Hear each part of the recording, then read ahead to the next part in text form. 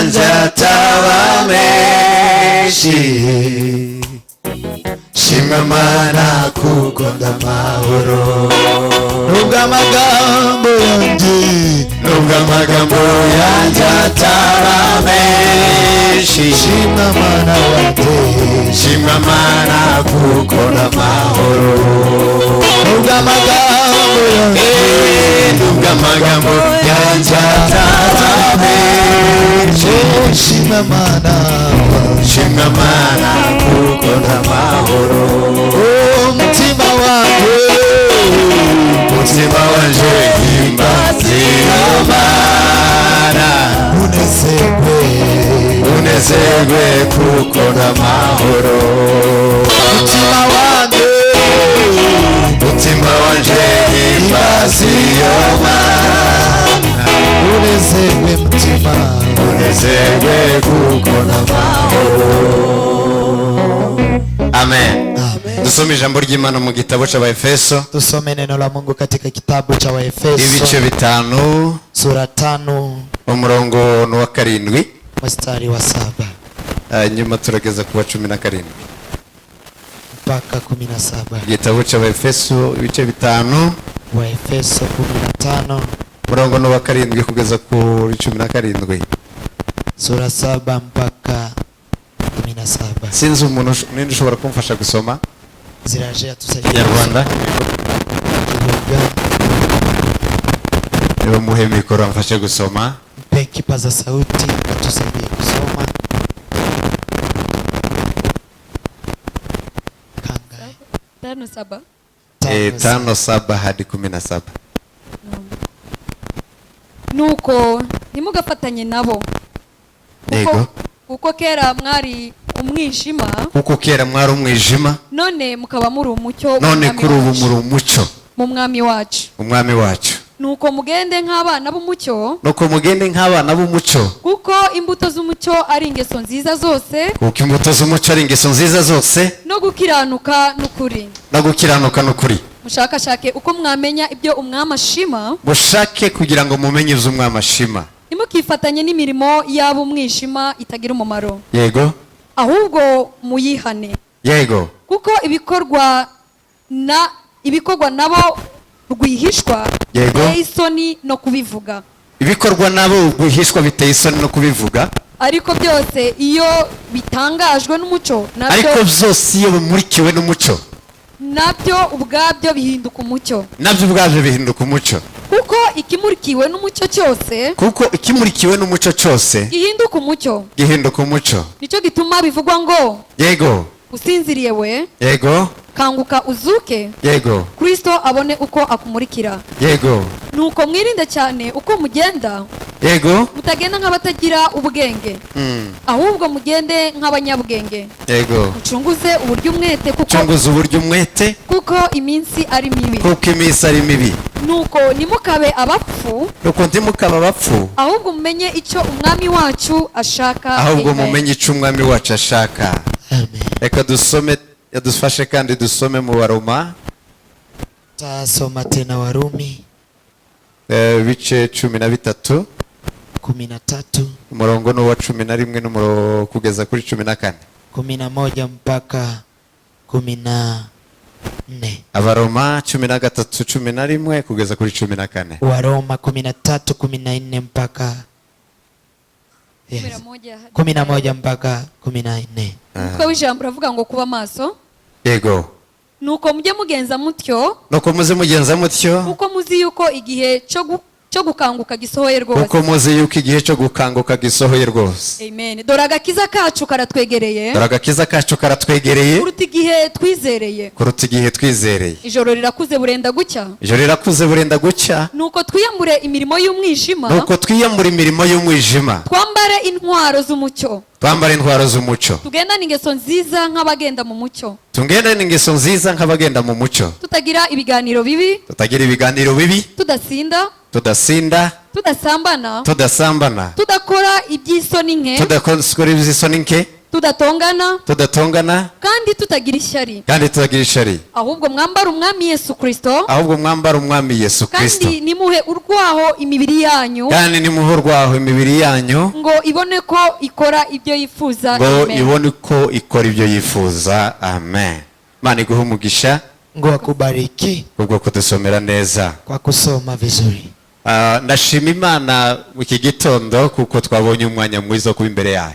Namshukuru Mungu asubuhi ya leo kwa sababu tumepata nafasi ya kuwa mbele zake. Kubera ko havyutse hameze nabi, sababu kumeamka na mvua, icyondo cyinshi na matope mengi, ariko abantu bakivogereye iyo mvura ntitwayumvise abenshi mwaje, lakini watu hawajaona matope hata na mvua mmekanyaga. Kuko birashoboka ko hari abacitse intege kubera iyo mpamvu, na inawezekana kuna wale wamekata tamaa kwa sababu ya shida. Ariko mwebwe mwaje, Imana ibahe umugisha. Lakini nyinyi mliokuja, Mungu awabariki. Uyu munsi no wawe, siku ya leo ni yako, kugira ngo ubashe kumva Imana, ili upate kumsikiza Mungu, kandi uhezagirwe binyuze mu ijambo ryawe, tena ubarikiwe kupitia neno la Mungu. Kuko kuba imbere y'Imana, sababu kuwa mbele za Mungu ni umugisha w'ubuzima bwawe bwose, ni baraka ya maisha yako yote. Rero kuba hano kwawe, kwa hiyo kuwa hapa kwako, uwo mugisha ntushobora kugucika, baraka hiyo haitakupita. Imana ibahe umugisha. Mungu awabariki. Ndashimira abadiyakoni, nashukuru madikons, Imana ibahe umugisha. Mungu awabariki. Bakoze umurimo ukomeye, wamefanya kazi ngumu. hariya hariho icyondo cyinshi, hapo kulikuwa matope mengi, bagerageje koza inkweto z'umuntu wese winjiye hano, wamejaribu kuosha viatu ya kila mmoja aliyeingia hapa. Zatangaje ngeze hariya, imenishangaza sana nilipofika hapa. Ni ikintu kinini gikoze ku mutima wanjye, nikasikia ni kitu kubwa ambacho kinaguza moyo wangu. Ndabasabira umugisha w'Imana, nawaombea baraka za Mungu, ubwenge bw'Imana, hekima ya Mungu, ubwenge bw'umwuka wera, na Roho Mtakatifu bahishure gukora umurimo, awafunulie kutenda kazi, kandi muhererwe umugisha, tena mbarikiwe. Wakomera amashi, wapigie makofi. Amen. Amen. Ndashima Imana kubw'aka gatuti. Nashukuru Mungu kwa ajili ya hii pulpit. Nibwa mbere ngiye kubwiriza ndi hano, ni mara ya kwanza kakiwa hapa, nawe nakakanje ni sawa. Amen. Amen. Ariko ntibagacuritse wowe iyo gahinduye iyo nkoni iri yonyine kerekere nuko nuko. Oh sawa. Mana ihabwe icyubahiro, Mungu apewe sifa, kuko hano hantu ari heza, sababu hapa kuko smart, hasa neza, kuko smart. Ndashimira abantu bagize igitekerezo cyo kuzana cyo gutegura hano. Nashukuru wale ambao wamekuwa na fikira ya kuandaa hapa. Nubwo ni itorero ryagize uruhare na hata ni kanisa imefanya haya, ariko hari abantu bagize umwete kubikora, lakini kuna wale wamekuwa na bidii ya kuyafanya. Wa mbere ni Ziraje, wa kwanza ni Ziraje, namushimira cyane, namshukuru sana Ziraje yuko yagize umwete, amekuwa na bidii, abitangira kera, akayafanya hivi, atanga amafaranga, akatoa pesa, biratinda, ikakaa, birashoboka none ko yari yaracitse intege, inawezekana alikuwa amekata tamaa, ariko ndashima Imana kuko umushinga yatangiye gusohora. Nashukuru Mungu kwa sababu hiyo project ameanza. Ndashimira abadiyakoni, nashukuru madikons, bagize umugambi mwiza, wamekuwa na mpango mwema wo kuvuga ko igiterane kigomba kuba dufite kano gatuti, wakasema kwamba lazima mkutano iwe tukiwa na batanga amafaranga, wakatoa pesa zao kandi menshi, tena mengi, hanyuma tugura agatuti, tukanunua hii pulpit. Imana ibahe umugisha, Mungu awabariki. Kubera ko ibyo mugambirira byiza, kwa sababu yale ambayo mnayapanga mema bifite ishingiro mu buzima bwanyu, ina uwezo katika maisha yetu, kandi Imana yija gukora, tena Mungu akitaka kutenda igasanira umugambi mwiza wose, huwa ina support mpango mwema. Pokea baraka za Mungu, bakira umugisha w'Imana, pokea baraka za Mungu. Amen. Amen. Uyu munsi mfite impanuro, siku ya leo nina ushauri, ijambo ryanjemo ni impanuro, neno la Mungu limekuja kwangu kama ushauri. Ndaza kuvuga amagambo atari menshi, nitakuja kunena maneno machache, ariko uze kumva cyane ayo nasomye, lakini muje kusikiza yale ambayo nimesoma, kugira ngo ahindure ubuzima bwawe, ili abadilishe maisha yako. Ni imbaraga zishobora guhindura ubuzima bwawe, ni nguvu ambazo zinaweza badilisha maisha yako, ukabundi ubuzima bunezeza Imana, na unaishi katika maisha ya kumpendeza Mungu, cyangwa ubuzima buhindura abantu, ama maisha ya kugeuza wengine. Amen. Amen. Bwana asifiwe. Amen. Ijambo nshaka kuganira, neno ambalo nataka kuongea siku ya leo, liravuga ngo kugenda nk'abana b'umuco, inasema kutembea kama watoto wa mwanga, kugenda nk'abana b'umuco, kutembea kama watoto wa mwanga. Bwana Yesu asifiwe. Amen. urugendo rwawe, maisha yako ama msafara wako, ubuzima bwawe, maisha yako buhinduke umucyo, ibadilike kuwa mwanga. iyo umuntu ari umucyo, mtu akiwa nuru agenda ari umucyo, anatembea kama nuru, kandi agaragara ari umucyo, tena anazirika kama nuru, yuko umucyo ntushobora kwihisha, kwa sababu nuru haiwezi kujificha. aho umucyo ugeze, mahali nuru imefika, umwijima urahunga, giza inakimbia. uwo muntu atwara aho hantu, mtu huyo anamiliki hapo, arahifatira hakabahe, anashika hapo, inakuwa arahaganza, anamiliki, agategeka ibihari byose, anamiliki mambo yote yaliyo, kuko ibihari byose, kwa sababu mambo yote yaliyo biramurikirwa, inaangaziwa, ikagaragara na inazirika. Bwana asifiwe. Amen. Amen. Amen. Muzamuri Imana icyubahiro. Tumpe Bwana utukufu. Hallelujah. Hallelujah. Nashatse ko tuganira ngo, kwa hiyo nimetaka tuongee, kugenda nk'abana b'umucyo, tembea kama watoto wa nuru, kugenda nk'abana b'umucyo, tembea kama watoto wa mwanga.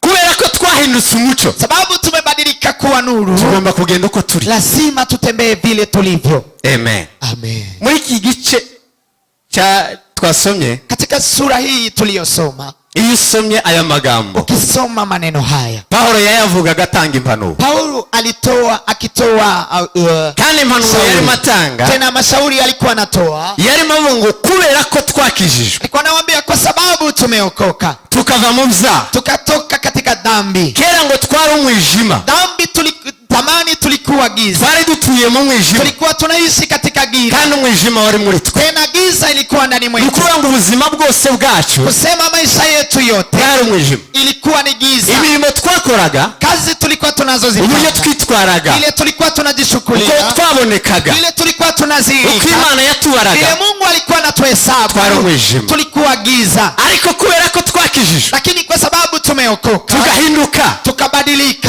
tukamurikirwa n'umucyo uri muri Kristo Yesu, na nuru kutoka kwa Kristo Yesu, ugahindura ubuzima bwacu, ukabadilisha maisha yetu, ugahinduka umucyo, na maisha yetu ikabadilika kuwa nuru. Tugomba kwigana Imana, lazima tuige Mungu, tugomba kwigana Data, lazima tumwige Baba. Bwana asifiwe. Haleluya. Iyo umwana avutse mu rugo, mtoto akizaliwa nyumbani, azafata imico yo mu rugo, huwa anachukua mila za nyumbani, kandi cyane cyane uwo yigiraho, tena yule anayeiga kwake, yigira ku muvyeyi, anaiga kwa mzazi, yigira kuri se, anaiga kwa baba, keretse isipokuwa iyo se adafite imico myiza, kama baba hana tabia njema, kandi nyina azamubwira ngo mwana, tena mama huwa anamwambia tukagende mu mico ya se, mwana usitembee kwa tabia za baba.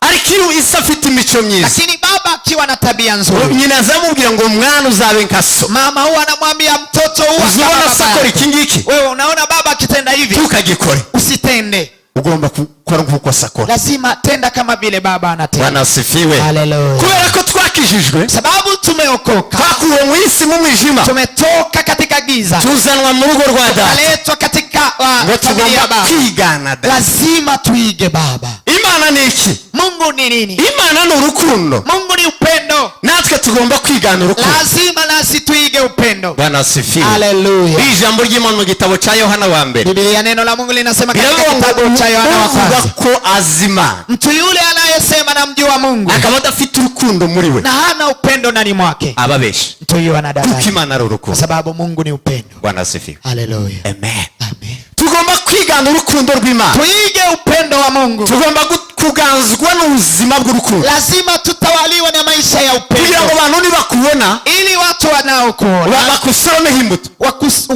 utoe matunda kwako. Amen. Amen. Bwana asifiwe. Amen. Bagusoromeho imbuto, wachume matunda kwako, uhinduke nk'Imana, ubadilike kama Mungu, use na Kristo. upanane na Kristo. Iyo ni intambwe dutera, hiyo ni hatua ambayo tunapiga yo gusa na Kristo, ya kufanana na Kristo. Yesu yageze aho abivuga neza, Yesu alisema vizuri, aravuga ngo mukundane, akasema mpendane, murengeho, na mzidishe, kunde n'abanzi banyu, mpende hata maadui zenu. Bwana asifiwe. Amen. Ni ugukundana, ni kupendana kitegeko, kama amri, tukabirengaho, na tunazidisha, tugakunda n'abatatu ufite imigambi myiza, tunapenda wale ambao wana mipango myema kwetu. Tugahora tubasabira, lazima tuwaombe, tubasengera, tukiwaombea kugira ngo bahindurwe n'urukundo wabadilishwe na upendo. Turere imbuto nziza, tukitoa matunda mema kwao, kugira ngo bahinduke kubera urukundo tubakunda, ili wabadilike kwa sababu ya upendo tunawagambirira ibitari byiza, na watoke kupanga mipango ambayo si njema. Tugomba rero kwigana urukundo. Lazima tuige upendo. Iyo twigana urukundo, tukiiga upendo, tuba dushaka gusa n'Imana. Tunataka kufanana na Mungu. Imana ni umucyo, Mungu ni mwanga ama ni nuru. Amen. Amen. Natwe tugomba kugendera mu mucyo. Lazima nasi tutembee katika mwanga. Tugomba kugenda nk'abana b'umucyo. Lazima tutembee kama watoto wa nuru. Nuko twavutse mu rugo rw'Imana, kwa sababu tumezaliwa katika familia ya Mungu. Kandi Imana akaba ari umucyo. Tena Mungu ni nuru. Tugomba gusa n'Imana. Lazima tufanane na Mungu. Tugomba kugenda nk'Imana. Lazima tutembee kama Mungu. Tugomba kuboneka nk'abafite Imana. Lazima tuzirike kama wa Kristo. Bwana Yesu asifiwe. Haleluya. Ijambo ry'Imana riravuga ngo, neno la Mungu linasema, ngibyo twamenye Yohana bivuga, yale tuliyoyajua Yohana akisema, twarabibamenyesheje, tumeyajulisha yuko ngo Imana ari umucyo, kwa sababu Mungu ni nuru, kandi ngo muri yo tena ndani mwake ngo nta mwijima ushobora kugaragara, hakuna giza inaweza patikana. Kubera iki tugendera mu mwijima? Kwa nini tunatembea katika giza? Kandi turi abana b'umucyo, na tena sisi ni watoto wa kandi Imana yatuzaye, tena Mungu ametuzaa ari umucyo, na Mungu huyo ni nuru. Amen. Amen. Tugomba kuba umucyo, lazima tuwe nuru. Haleluya. Haleluya. Ijambo ry'Imana riravuga ngo, neno la Mungu linasema, Imana ni ukuri. Mungu ni ukweli. Amen. Amen. Imana ivanye n'ijambo ryayo. Mungu ni kama neno lake. Kuko Yesu yavuze ngo, kwa sababu Yesu ijambo ryawe ni ukuri, neno lako ni ukweli, weresha ukuri na utakase kwa ukweli. Bwana Yesu asifiwe. Amen. Arongera aravuga ngo, akasema nije nzira n'ukuri n'ubugingo. Mimi ndiye njia na ukweli na uzima. Ushaka kuja kumana data, hakuna yule anataka kwenda kwa Baba udashobora kunyura muri Kristo bila kupitia kwa Kristo. Aravuga ngo uko kuri nikumara kugera muri mwe, akasema ukweli huyo ukifika ndani mwenu uzabahindura, itawabadilisha, kuzaba batu, kutawatoa katika, ugende muyobowe n'ubwenge bw'Umwuka wera, na mtembee mkiongozwa na Roho Mtakatifu. Bwana asifiwe. Amen. Mugende muyobowe n'ubwenge buturuka butangwa n'Umwuka wera. Nendeni mkiongozwa na hekima ambayo inapewa na Roho Mtakatifu. Ijambo ry'Imana, akitumia neno la Mungu. Umwuka wera yakoresheje ijambo ry'Imana, Roho Mtakatifu alitumia ubwenge, ikazaa hekima mu buzima bwacu, katika maisha yetu, bigatuma tugenda mu buzima bwo kumenya ukuri, na tunatembea katika maisha ya kujua. Bwana asifiwe. Haleluya. Haleluya. Haleluya.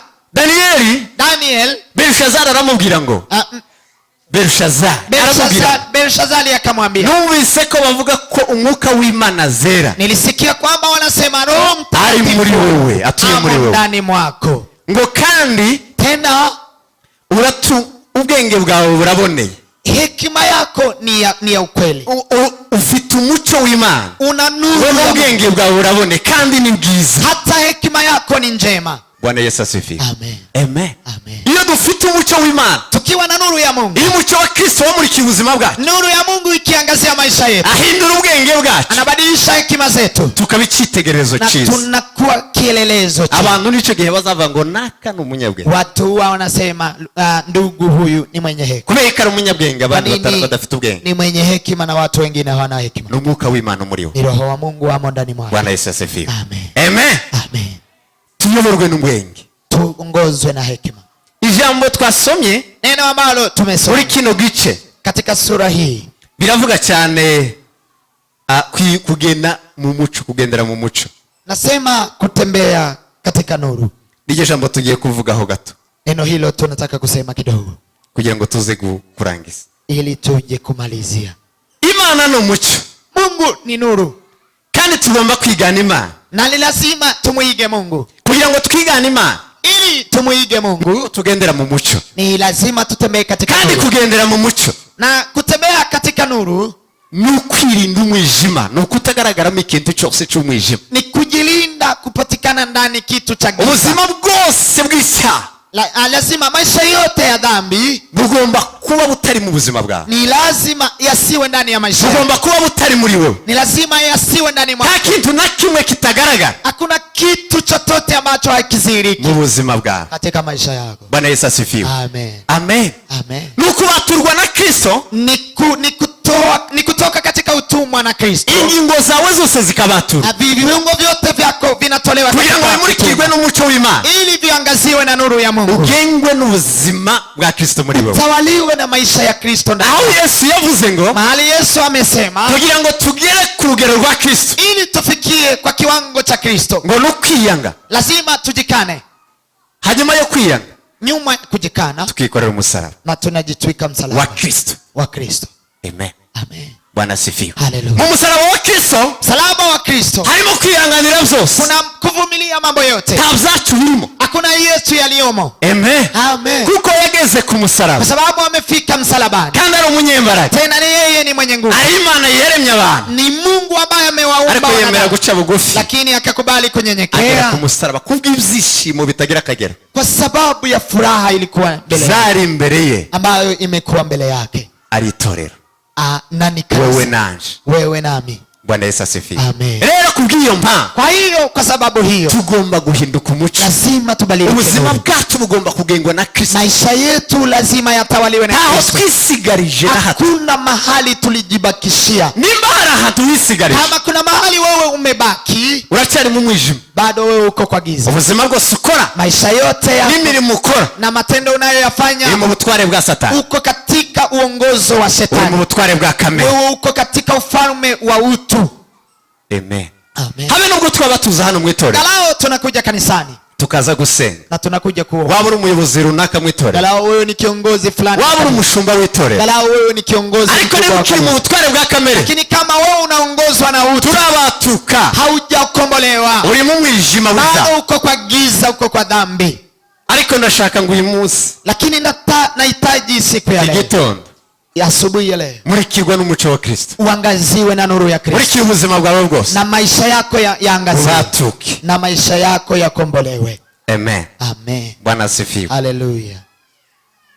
Iyo usomye muri kino gice, ukisoma katika sura hii, biravuga uburyo twahinduwe, nasema vile tumebadilishwa, abakuwe mu mwijima, wale ambao wameondolewa katika giza, ngo bahinditswa ishanga ryera, wamebadilika kuwa taifa takatifu, bahindutse ishanga ryera, wamebadilika kuwa taifa takatifu, bahamagawe bakurwa mu mwijima, wameitwa wakatolewa mu mahanga menshi, wakaondoa katika biyegurirwa Imana, wakapelekwa kwa Mungu kugira ngo babashe gukorera Imana, ili wapate kumtumikia. bahindutse umuco, wamebadilika nuru, ubuzima bwabo bwarahindutse, maisha yao yamebadilika, bitwa bera, wanaitwa watakatifu. Bwana Yesu asifiwe. Amen.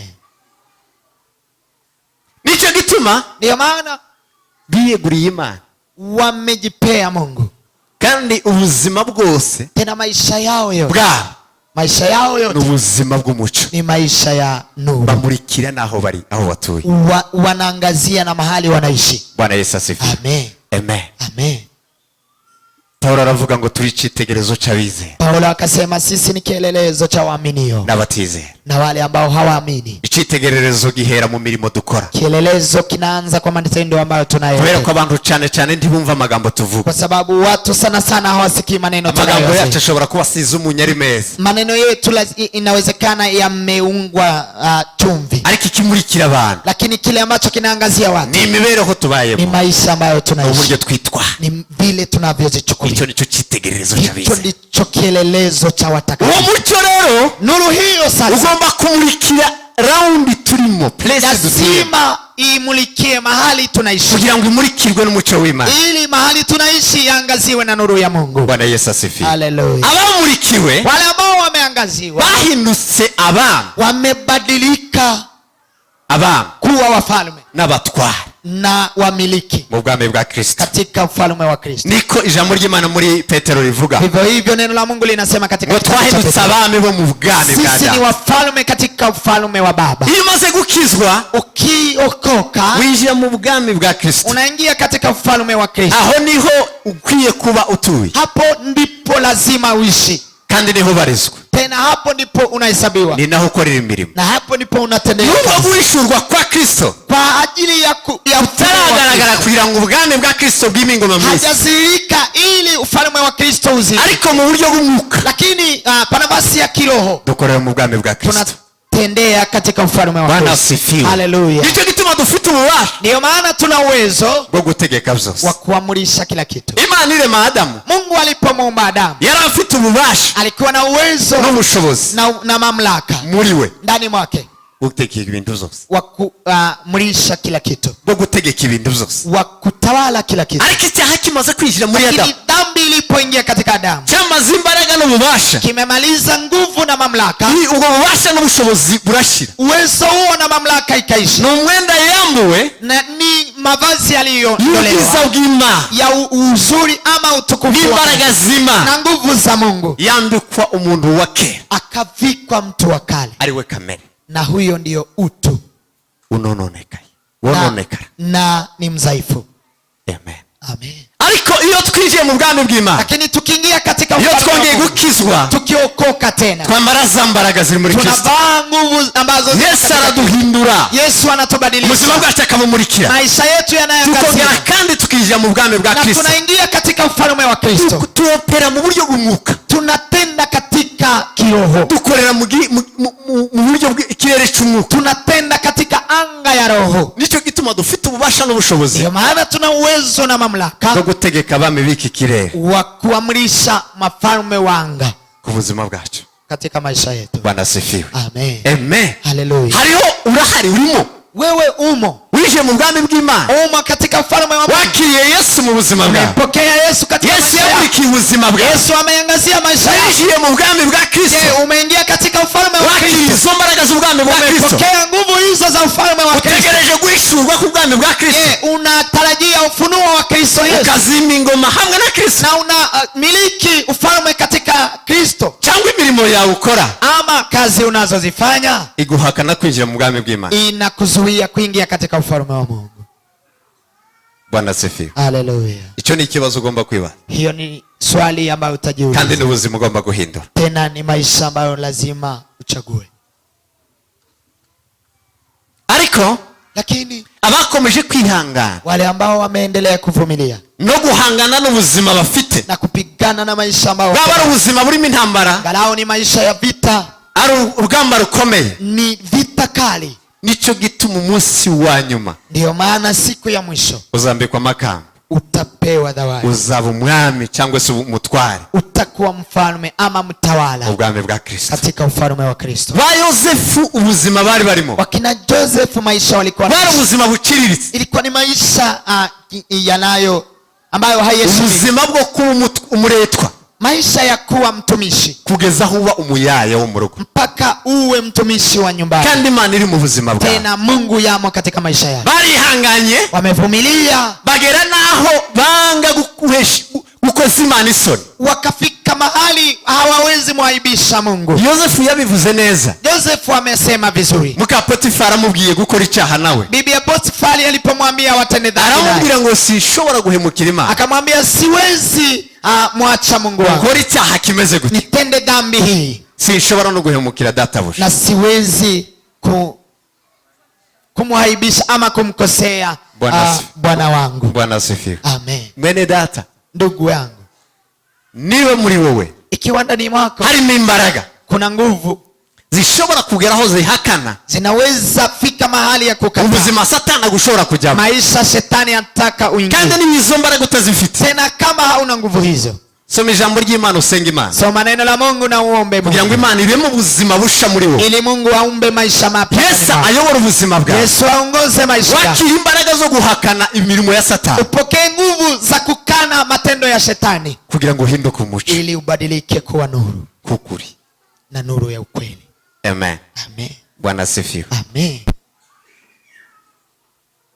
Umuco, Nuru,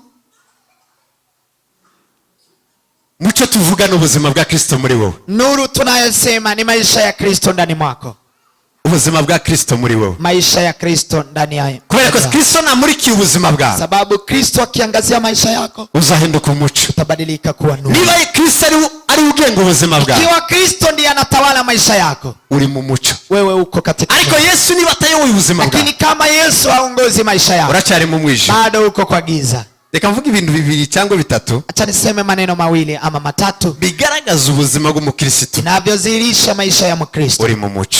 Ya maisha ya Mkristo ambayo anaishi katika nuru. Ubuzima kuba mu mucyo cyangwa se kugendera mu mucyo, kuishi katika nuru ama kutembea katika nuru, icyo bisobanura cyambere, kile ambacho no guhora imbere y'amaso y'Imana, kinazidisha ni kuwa mbele za Mungu kila siku. No guhora imbere y'amaso y'Imana, ni guhanga amaso mbele za Mungu ukimwelekeza. Ubuzima bwawe bwose, maisha yako yote bumeze nk'itaburo, bukanyura imbere y'Imana, yamo katika mbele za Mungu. Imana ikabushima. Mungu anashukuru maisha hayo. Bwana asifiwe. Amen. Kuko ijambo ry'Imana rivuga ngo, sababu neno la Mungu linasema byose ngo biratwikuruwe, yote yamefunuliwa, kandi ngo birakinguwe, ntibifunze, yamefunguliwa, haijafungwa, ngo bimeze nk'ibyambaye ubusa, yanafanana kama mtu imbere y'Imana, mbele za Mungu. Nubwo tugerageza guhisha, ngalao tuna jaribu kuficha. Hari ubuzima tugerageza guhisha, kuna maisha ambayo tunajaribu kuficha, ibiri mu mitima yacu, yale ambayo yamo ndani ya mioyo yetu, nizo dukorera mu bwihisho, na yale ambayo tunayatenda kwa ushobora kubihisha inshuti, unaweza ficha marafiki, ushobora no kubihisha n'umugore wawe, na inawezekana unaweza mficha, ushobora no kubihisha umugabo wawe, ama umufiche mume wako, ushobora kubihisha abana bawe, unaweza waficha watoto wako, ushobora kubihisha amuyoboye, unaweza waficha wale ambao unaongoza, ariko imbere y'Imana biratwikuruwe, lakini mbele ya Mungu yamefunuliwa, kubera ko biri imbere y'amaso y'Imana, kwa sababu yamo mbele za macho ya Mungu, biragaragara neza, yanazirika vizuri. Bwana asifiwe. Amen. Amen. Ubwo nibwo ubuzima bwo kugendera mu mucyo, hiyo ndio maisha ya kutembea katika nuru. Nuko ubuzima bwawe buri imbere y'Imana, lazima maisha yako yawe mbele za Mungu. Daudi yabivuze neza, Daudi amesema vizuri, ngo nashize witeka imbere yanjye ite, sema nimemweka Mwenyezi Mungu mbele yangu, zanyeganyezwa, sitatingisika, kuko Imana iri mu ruhande rwawe, kwa sababu Mungu yu upande wangu, yabanye intambara zikomeye Daudi, amepigana vita kali, ariko kubera ko ubuzima bwe yarabusutse imbere y'Imana, lakini kwa sababu maisha yake yalikuwa mbele za Mungu, Imana yamubonaga wese, Mungu alikuwa anamuona yeye, kandi kamuyobora mu buzima bwose, na anamuongoza katika maisha yake, kandi kamurinda muri byose, na anamlinda katika mambo yote. Nta kindi kiza gituma umukirisitu, hakuna kingine kinachosababisha mbele y'amaso y'Imana azirike mbele za Mungu, no kwizera Imana, ni kumwamini Mungu, no kwiringira Imana, na kumtegemea Mungu. Haleluya, haleluya. Ubuzima bwawe, maisha yako ukabukura ushobora kuba bushingiye, unatoa mahali inawezekana, bindi uziko bikomeye mu buzima bwawe, yale ambayo unaonekana ni makubwa katika maisha yako, ushobora gutekereza ko mzokurengera izuba, naweza fikiria inaweza kusaidia, abandi wumva ko ari bo bambere mu mutima wawe, na wale ambao unaonekana ni wapata katika maisha yako, ubuzima bwawe ukiwatoa mbele ya maisha yako, Imana amaso, na unamwelekeza macho Mungu, ni kugenzura, hapo Mungu anakuwa mu kiganza chake, uo katika jitaka chake, kugenzura uko bwije nuko bukeye, anakuangalia vile unatembea. Bwana Yesu asifiwe. Amen. Amen. Amen.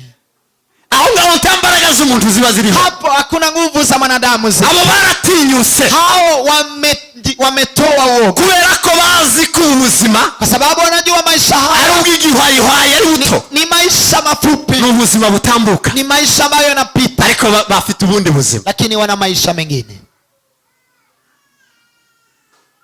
Amen. Haleluya. Byatumye Abrahamu kubera kwizera, imemsababisha Ibrahim akaishi katika hema, kubera ko yari yarahishuriwe, kwa sababu alikuwa amefunuliwa, abona umudugudu, akauona mji, Imana yubatse kandi kawurema, na Mungu ameyumba, abona ubuturo bwera bw'abera, akaona mji mtakatifu, abari mu buzima bwo gukiranuka, wale ambao wako katika maisha, abari mu buzima bwo kwezwa, wale ambao wako katika maisha ya utakaso, n'imbuto z'umwuka wera, wamemlikiwa na tunda za imbuto z'umucyo, ama matunda ya nuru, ariko kugira neza ni kutenda mema, kukiranuka no kumenya ukuri, mwenye haki na kujua ukweli. abo ngabo ntibakira bisi, hao si wa ulimwengu huu, barimutse, wamehama, tubana nabo barimutse, tunaishi nao, lakini ibyiringiro byabo ntibiri hano, matumaini yao hayako hapa, biri imbere y'Imana, yamo mbele za Mungu. cyo gituma badacika intege, ndio maana hawakati tamaa, kandi ntibashobora gutinya, tena hawawezi kuogopa, kubera ko bafite Imana mu ruhande rwabo, sababu wana Mungu ndani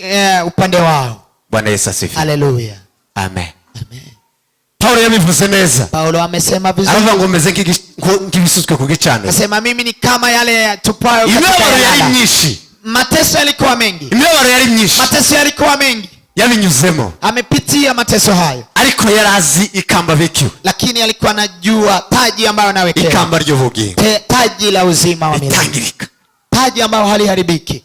ndetse aravuga ngo si wowe wenyine, na atakasema si mimi, n'abagendeye mu buzima bw'umucyo, na wale ambao wametembea katika maisha maisha ya abahinduye ubuzima bwabo bugasa na wale Kristo, ambao wamebadilisha maisha kafanana na Kristo, abo nabo babikwa ikamba ry'ubugingo. hao wanawekewa taji ya uzima wa milele. Bwana Yesu asifiwe. Haleluya. Amen. Amen. Kugendera mu mucyo, Kutembea katika nuru ni ukugaragaza ubuzima bwawe bwa buri munsi imbere y'Imana. ni kudhihirisha maisha yako ya kila siku mbele za Mungu, Ubuzima bumurikiwe, maisha ambayo yanaangazia ubuzima bwawe bwa buri munsi imbere y'Imana. maisha yako ya kila siku mbele za Mungu. Kandi ayo ubuzima bw'umuntu bwa buri munsi, Tena maisha ya kila mwanadamu kila siku ni imiterere ye n'imigenzereze, uko umuntu ateye, ni vile mtu anaumbwa. uko nibwo buzima ugomba kugaragaza imbere y'Imana. Hiyo ndio maisha lazima Kandi uziishi. ubwo buzima Tena maisha hayo ngo bukamurika isi y'umwijima. na inaangazia ulimwengu wa giza. Yesu abibwira abigishwa, Yesu akawaambia wanafunzi, arababwira ngo muri umucyo w'isi. akawaambia nyinyi ni nuru ya ulimwengu. Bwana Yesu asifiwe. Haleluya. Muri umucyo w'isi. Ni nuru ya ulimwengu. Umucyo wacu ugomba kumurika isi. Lazima nuru yetu iangazie ulimwengu. Umucyo nta wundi, Na nuru hiyo si ingine, n'ubuzima tubayemo. ni maisha ambayo tunaishi. N'ubuzima tubayemo. Ni maisha. Ubuzima tubayemo bugomba kuba umucyo. Maisha ambayo tunaishi lazima yawe nuru. Bukamurika isi. Na inaangazia ulimwengu. Nicyo gituma Yesu yabivuze neza. Maana Yesu amesema vizuri. Aravuga ngo imbuto zacu, Akasema matunda ariyo mucyo, ariyo mbuto z'umucyo, na nizo tunda za nizo abantu bareberaho, zile ambazo watu wanaangalilia, tuziduhindura kuba umucyo gusa, hazitukubadilisha kuwa nuru tu, ahubwo ngo zimurika n'ahari urwobo hose, bali zinamlika na mahali kuna shimo, ahari imiyoborere itariyo, mahali hakuna imigenzereze itariyo, mahali hakuna ubuzima vizuri. burahishura. Maisha hayo yanafichua hapo. Bwana Yesu asifiwe. Haleluya. Muririmbyi w'Igiswahili aravuga ngo, Mwimbaji wa Kiswahili akaimba nani akasema, aliye tayari akajongee kando la shimo, ninde uri tayari kwegera urwobo kugira ngo awaokoe wale ambao wanaenda kuangamia.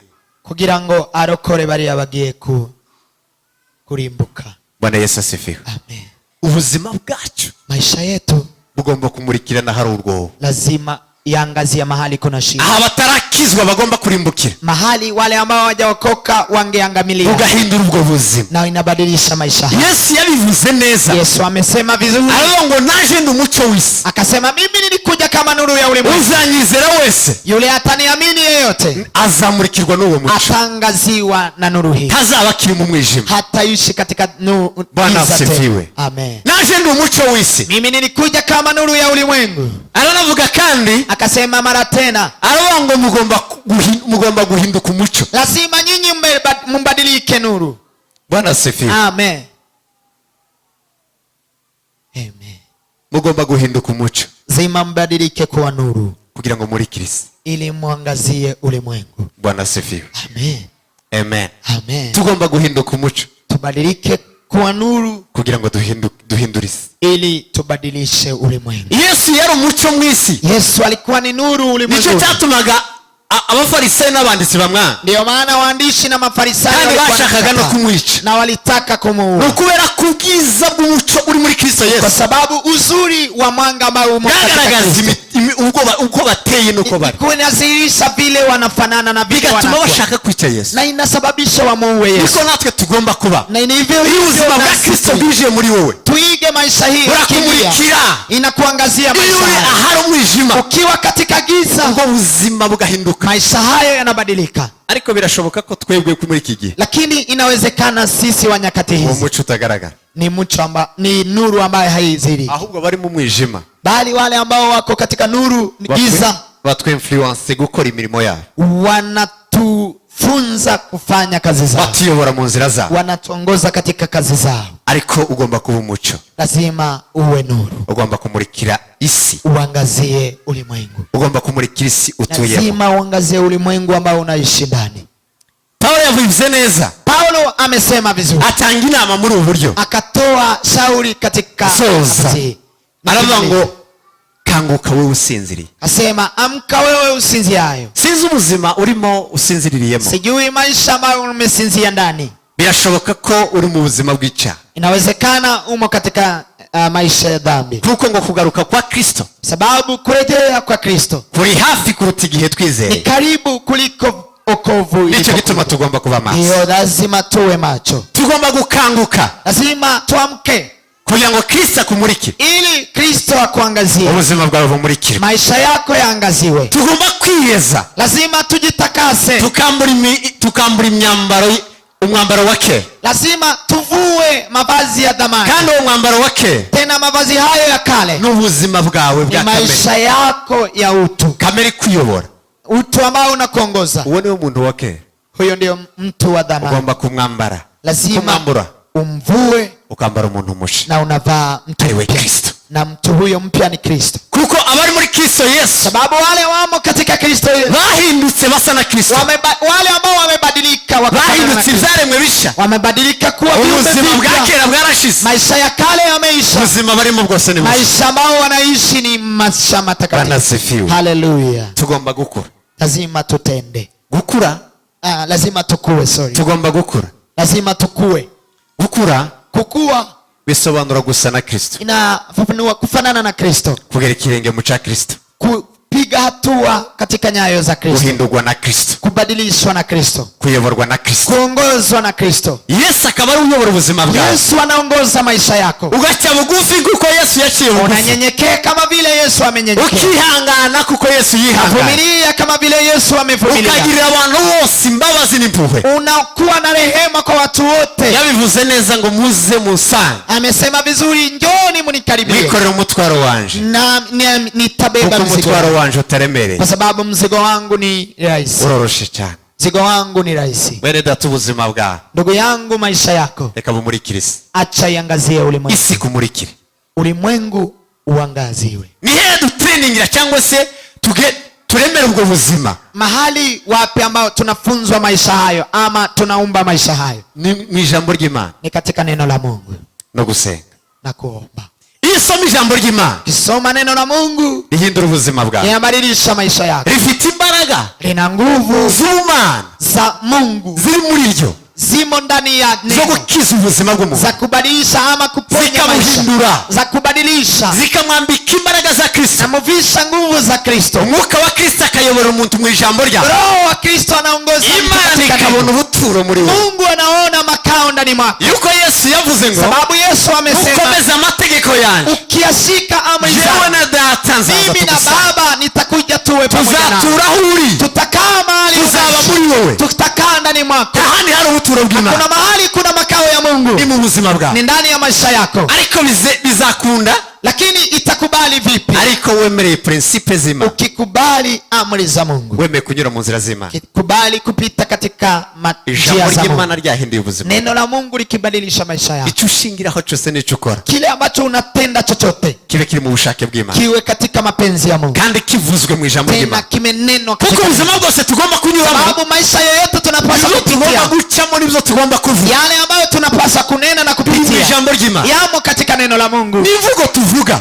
na msemo ambao tunasema, tugomba kwiga Imana ivuga, lazima tuige kile ambacho Mungu anasema. ijambo ry'Imana rivuga ngo tureme umuntu, lazima neno la Mungu linasema tuumbe mwanadamu afanane nasi.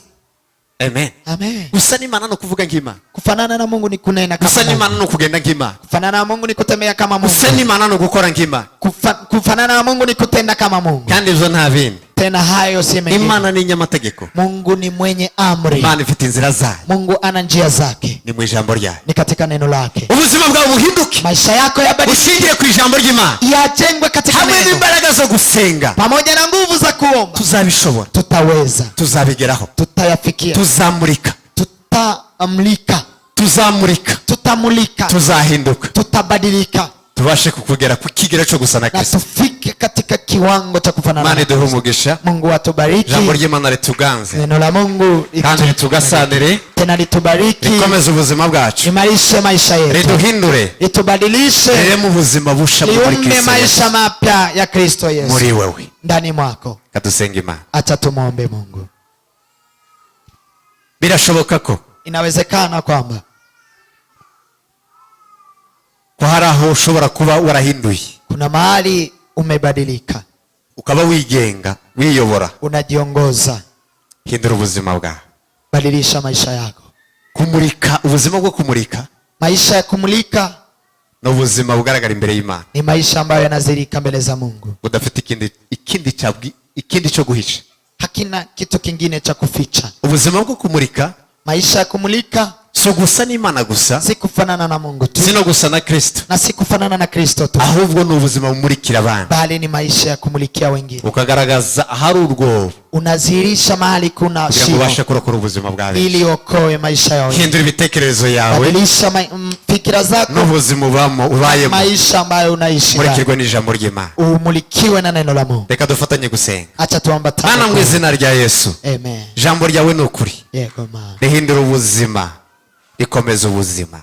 Reka tumurikirwe n'ijambo ry'Imana, imitima yacu ihinduke, ingendo zacu zihinduke, imvugo zacu zihinduke, imitekerereze yose igomorerwe Kristo, kugira ngo Kristo aganze abe umwami n'umukiza w'ubuzima bwacu.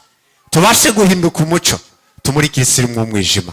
Isi ikeneye kurungwa, ikeneye ubuzima, imurikirwe natwe. Duhinduke rwose, tugize imitima misha. Uko niko kwikorera gukwiriye. Mu izina rya Yesu Kristo dukunda. Amen. Karibu sana. Karibu cyane.